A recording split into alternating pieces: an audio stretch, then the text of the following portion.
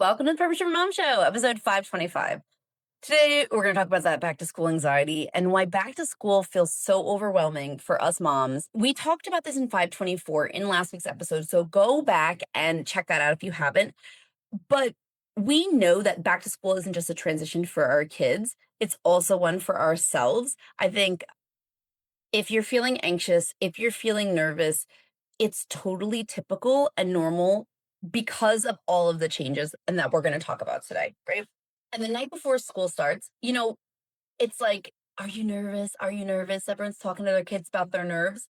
But aren't we laying awake in bed too? We had a tough year, I'm going to tell you. So, fourth grade was hard for my daughter. And I feel very anxious about fifth grade. We had a lot of struggles with teachers, behaviors. It was just hard. It was hard, friends. And I was very happy when we got to summer because my daughter she hated school. She was like, I don't like school. Like, she asked to be homeschooled. I think she was struggling with her teachers. I feel really anxious about fifth grade. And I'm trying to hold it together because it's what we do. I think that a lot of us also feel anxiety for our kids, whether they struggle in school or not. And sometimes it's not them that are actually the most anxious, it's us. We carry this invisible mental load of making sure that the school year is great for our kids. And it's a lot of pressure. Back to school can feel so heavy depending on your kids' ages and what we're doing, right? There's new schedules and just the schedule transition from, hey, it was summer. We really weren't doing alarms or bedtimes, at least not in my house. We were very free flowing. We started our transition back, but it was real to let's get up and then we're at school all day. And this is the only week they're doing from 9 to 4. But what's interesting is yesterday my son has basketball. He's in like a free basketball league in July, and it was at 6. So they didn't get home from camp till 4:30, and then we had to rush and get over to, and I was like, oh, I don't like this. Like that hustle and bustle. Like, we haven't done this all summer. We've been very loose. If we have an activity, nothing has felt rushed. But now we're back at school, right? And there's so many things we're managing. So we're managing the new schedules logistically. My daughter's got her new cheer schedule, soccer schedules, things like that. All the forms. Oh my goodness. All the forms and the things you got to fill out. Now we've got to make lunches again, get everybody everywhere. What time's the bus? When's the new bus schedule? Adding homework onto our plate with my kids being in third and fifth. I know we're going to get a lot more homework. Trying to get to know some new teachers. I have my fingers are crossed for my son that he'll get the same teacher my daughter had because we really loved her for third grade. But getting to know new teachers, I don't know any of the fifth grade teachers. My work schedule is changing again. I'm trying to get the routines. Like, it's not that back to school is one thing, it's 50 things. It's the mental load of all of it. And our brains think of this as like this flood of everything is changing, that it's bad. Everything's changing. I don't feel safe. It's bad. But oftentimes it can be positive. Our nervous system itself does not distinguish between exciting change or stressful change. So we have to help nudge it along to calm ourselves down. There's a few things that I feel like cause me anxiety. You tell me, hand up if you're like, I'm in the same boat. So we're just gonna talk today about what's making us nervous. I just gotta get it out, right? Fear number one, right? Like that fear of forgetting something. What if I forgot this form? When is picture day? What if I forget the wrong time at pickup? They changed our pickup time last year and I kept forgetting and I was off by 5 minutes. I think this is a big one when there's a lot of change. I'm going to forget something because now I have so many things to remember. One of the things that's going to help ease your nervous system with these changes is making sure you have systems. When it comes to papers, my kids empty their folder and they put them in one space every single day. That way I know where all the papers go. We're not forgetting things. We're not losing things. People keep telling me as my kids get older, like, wait till middle school. Like, you don't ever get a communication. You never see the papers, right? Create systems for yourself to ease some of that anxiety. I'm not going to miss the papers because the kids put the papers here, right? I'm not going to forget to send my kid with the thing he needs for show and tell because I've got my calendar system. Ask yourself, what systems can I create to help ease that anxiety of I'm going to forget something? If you don't have a command center set up, if you don't have an after school routine, now is a great time to start something to help you. You want to help your memory out as much as possible because you already have 8,000 things whirling through your brain. So ask yourself, what system can I make to help ease that fear of missing and forgetting something? All right, fear number 2. This is our fear of just not doing enough. Oh man, all the back to school, right? I don't pack the Pinterest worthy lunches. We didn't get the new bento box. I feel like it's not enough. I didn't volunteer at the school. I'm not the room parent, right? I don't help my kids with their homework enough. I need to spend more time. That fear of like my house is a mess because we're trying to transition, or that fear of I'm not doing enough because I'm in a transition season and I haven't figured my system out, right? Hey, we're doing soccer for the first time. So this is a new sport which needs a new system of where we put the cleats and how all that goes. That's okay, right? We often live in this fear of like I'm not present enough and now I've got to work and I'm trying to do everything at once. And we feel like we're trying to earn this badge of like I'm the best mom. But here's the thing, you're going to make mistakes. You're not going to do quote unquote enough if your standards are so high. And all that's going to do is give you anxiety. So pick one or two things that really matter to you. Allow those to be the things that you're like, I want to focus in. If Pinterest worthy lunches are your thing, enjoy it being your thing. If volunteering is your thing, do it unabashedly, right? Do the thing that you want to spend time doing so you're not stretched so thin, because you're not going to win any awards of being the best mom if you're stressed out all the time and anxious about not living up to an unrealistic perfectionist expectation. The third fear that I'm also feeling is this fear of a new season. And sometimes anxiety itself, it's not about the logistics. A lot of times, surface level, it looks like, I'm trying to manage a new calendar. It's grief. Your little guy just started kindergarten. My daughter's going to be in middle school soon. The house is quieter. My oldest is an adult, like a full-on, almost 20-year-old adult. Oh, see, it just gets me when I think about it. When I think about him being grown up, like, I feel like the tears starting because time goes so fast. My goodness.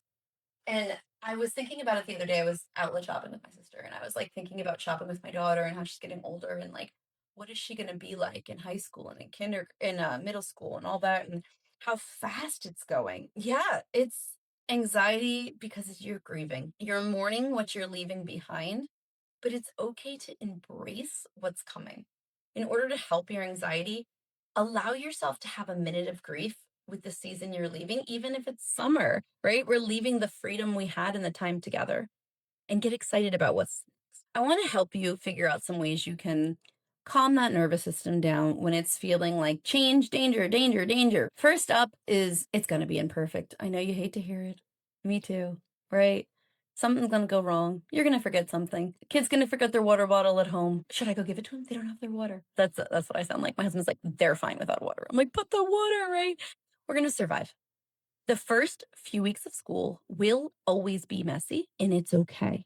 It doesn't mean you're a bad mom. It doesn't mean you didn't prepare enough. It doesn't mean your systems suck. It doesn't mean you have to start over. It doesn't mean you have to feel anxious about it. You could just allow it to be what it is. Okay, well, we realize we got to get up earlier if we're going to do that. One of the transitions we're having this year, speaking of feeling anxious, is my daughter's cheer practice. So she's on a team with some older girls. They're ninth graders and younger. Like I mentioned, she's in fifth grade, which great. I'm super proud of her for making the team. Practice one of the days is 7 to 9:30 at night.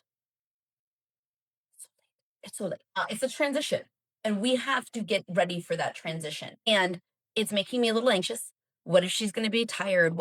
How late is she going to go to bed? She shower in the morning or at night? All these things. And I'm going into the back to school season with this, just letting it be messy as we craft a system that works. If you go in expecting that it's not perfect, you're not going to let yourself down and then feel like you're failing. Now, yes, have some standards, but don't make them perfect ones. The other strategy I'm going to give you to help calm your nervous system and your anxiety is surprise, surprise systems. Make fewer decisions. Batch out your lunches. If you know your kids are going to eat this fruit for the week, cut all the fruit up one day, right? Lay out the clothes. I've shared this strategy many times over the past few years since my daughter's in kindergarten. Pick the clothes once a week. Once a week, hang up all the outfits. There you go. The decision was done once, not every morning. Okay. Simplify your breakfast. Your kids get one choice, two choices. That is it. That is all there is for breakfast. You know, I laugh when I see the breakfast on TV. They have this huge spread and then everyone eats two bites and then runs off to the bus, right? That's not reality. So stop making it feel like it has to, unless that's what you'd like, right? Choose some theme dinners for yourself this first week. Use your slow cooker as much as possible to make one less decision. Less decision fatigue is less anxiety. The other strategy I'm going to give you to calm your nervous system during this anxiety-filled back to school season is to give yourself some more white space. It's exciting. You want to plan stuff, you want to schedule things. You're like, we're back at it. Don't do it. Leave room for life. You're going to forget the shoes in the morning, right? The bus is going to run late, especially those first couple weeks. You have to leave space for it. Don't make things so tight. Like, this is one of the things we do sometimes when we'll book privates for my daughter at cheer. I try not to make anything before 5 because I want to give her space to come home. Now, there are times with her coach where we sometimes have to do 4:30. That feels not good. It does not feel good in her nervous system to be rushed or mine. And we only do it when we have to. Try to minimize those times. Your kids are going to be really emotional. We're talking about your anxiety today, Mom, but the changes, the exhaustion, let those first few weeks have more white space. You don't need to schedule a ton of play dates. Let them decompress in front of the TV more, or read books together, or play games, or just exist. Give them space. My daughter, the queen she is, said to me last year on our walk home, I talk a lot. I don't think this shocks anyone here. So I'm a talker. And I said to her, Ari, like, how was your day? Blah, blah, blah, because I'm excited to see her. And she says, Mom, I want to talk to you, but I've just been at school all day. Can we just wait till we get home to do this? And at first I was like, oh, girl, with that attitude. And then I was like, I'm so proud of you for being so self-aware and communicating it well, right? Like, she knows that she needs space. So schedule that for your kids. You don't need to schedule every minute. You're going to have errands things you forgot to get that you got to run to the store to get. Kids are going to get used to, forgetting assignments.